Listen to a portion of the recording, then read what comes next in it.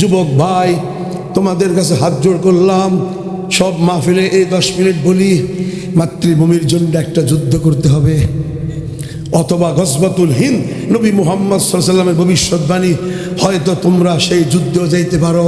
তার পূর্বে সকল প্রকার কবিরা গুনাহগুলো ছেড়ে দাও। যুবক ভাই, কবিরা গুনাহটা বেশি হয় মোবাইলের মাধ্যমে, আবার সেই ভারত, ওই মোবাইলের মাধ্যমে সেই ভারতের পাপিষ্ট সালমান খান, সেই পাপিষ্ট শাহরুখ খান, সেই পাপিষ্ট নায়ক নায়িকা, সেই ভারতের হিন্দি ছবি, সেই ভারতের ইংলিশ ছবি, সেই ভারতের অশ্লীল ছবি, সেই ভারতের স্যাটেলাইট, সমস্ত সিরিয়াল আর সিরিয়াল মা বোনেরা দেখে।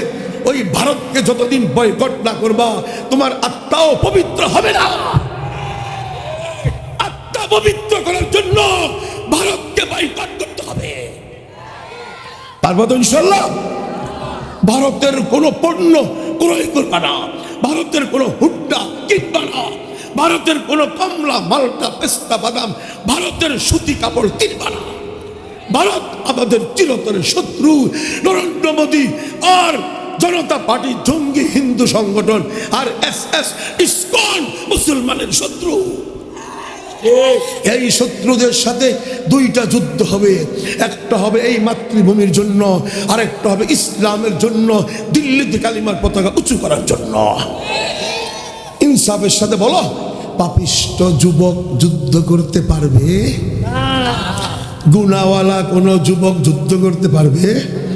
গুনাহ ছেড়ে দাও, আত্মাটা পবিত্র হবে, 5 ওয়াক্ত নামাজ পড়ো, চেহারাটা সুন্দর হবে।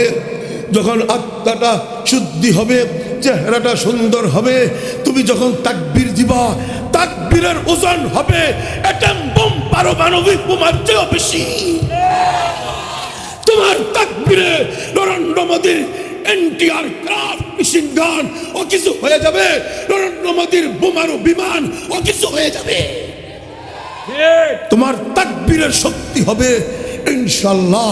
সকল প্রকার ইফটিজিং, সুদ, ঘুষ, হিন্দি ছবি, ইংলিশ ছবি, ভারতের সকল ছবি বর্জন করব ইনশাআল্লাহ। আরেকবার হাতুড়ো, আরেকবার হাতুড়ো। বেশি বয়ানের দরকার নাই, আত্মাটা পবিত্র রাখো, চেহারাটা সুন্দর করো, ইমানি শক্তি অর্জন করো। আল্লাহু আকবরের ধ্বনি দিয়ে হাত নামাও। যখন তুমি যুদ্ধে ঝাঁপ দিবা, আমি বুখারীও পড়াই, মেশকাতও পড়াই।